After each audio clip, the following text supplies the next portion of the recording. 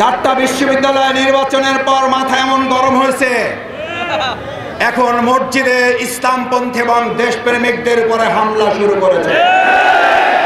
পরিষ্কার বার্তা দিতে চাই, 24 ঘন্টার মধ্যে নোয়াখালীর সন্ত্রাসীদেরকে গ্রেফতার করতে ব্যর্থ হলে পরবর্তীতে সরকারকে যিনি স্বরাষ্ট্র উপদেষ্টা আছেন, যদি আপনারা মনে করেন দলকানা প্রশাসন হবেন, দলকানা প্রশাসনকে পিলারের খাম্বার সাথে ঝুলিয়ে রেখেছিল জনগণ। আমি সেই পরিণতির দিকে প্রশাসনকে খেয়াল করার অনুরোধ করতে চাই। নতুন করে বাংলাদেশে আর কোন দলবাজ প্রশাসন তৈরি হোক, যারা নোয়াখালী প্রকাশ্যে মসজিদে কোরআন চর্চার উপর হামলা করার পর এখনো কাউকে গ্রেফতার করতে পারেন না, তারা জাতীয় নির্বাচন সুষ্ঠুভাবে করতে পারেন দেশের মানুষ তা বিশ্বাস করে। আপনাদের গোয়েন্দা তৎপরতা কোন জায়গায় পৌঁছেছে? একের পর এক জাতীয় গুরুত্বপূর্ণ স্থাপনায় অগ্নিসংযোগ হচ্ছে, দুর্ঘটনা ঘটছে। আমরা মনে করি বর্তমান সময়ে যারা আর নির্বাচনে ভালো ফল করতে পারবেন না বলে হতাশ হয়ে পড়েছেন, তারা সহ ফ্যাসিস্টদের কিছু প্রশাসনের অংশের সম্মিলিত তৎপরতায় এই কার্যক্রম হতে পারে বলে দেশবাসী মনে করে। স্পষ্ট কথা বলতে চাই, এগুলো বন্ধ করুন, না হলে আবার জুলাইয়ের মতো আমরা রাজপথে নেমে জনগণকে সাথে নিয়ে প্রতিরোধ করে তোলা হবে, প্রতিবাদের আগুন জ্বালানো হবে, জনগণের অধিকার আদায়ের জন্য আবার জীবন বাজি রাখা হবে। একটা দলের দেউলিয়াত্ব কোন জায়গায় পৌঁছলে?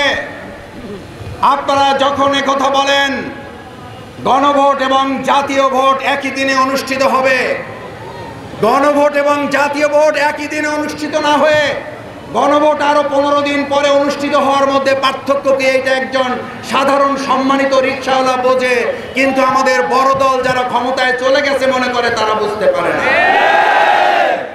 আপনারা যে বুঝতে পারেন না তা নয়, আপনারা বুঝেও না বুঝার ভান করেন, এই কথাটা জাতি বুঝতে পেরেছে। গণভোটের মাধ্যমে দাবি আদায় করা ছাড়া বাংলাদেশের মানুষ আগামী দিনে জাতীয় নির্বাচন হতে দেবে না, হতে যে দেবে না। চারটা বিশ্ববিদ্যালয় নির্বাচনের পর মাথা এমন গরম হয়েছে, এখন মসজিদে ইসলামপন্থী এবং দেশপ্রেমিকদের উপরে হামলা শুরু করেছে। পরিষ্কার বার্তা দিতে চাই, প্রধান অতিথি কথা বলবেন, 24 ঘন্টার মধ্যে নোয়াখালীর সন্ত্রাসীদেরকে গ্রেফতার করতে ব্যর্থ হলে পরবর্তীতে সরকারকে উপদেষ্টা যিনি মাননীয়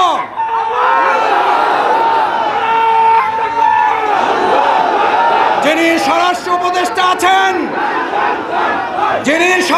উপদেষ্টা আছেন, যদি আপনারা মনে করেন দলকানা প্রশাসন হবেন, দলকানা প্রশাসন মানবে না জনগণ। দলকানা প্রশাসনের চরিত্র কি এবং তাদের পরিণতি কি?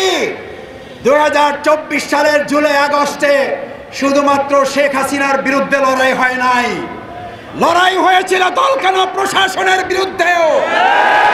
শেখ হাসিনাকে দেশ ত্যাগ করার আগেও দলকানা প্রশাসনকে পিলারের খাম্বার সাথে ঝুলিয়ে রেখেছিল জনগণ।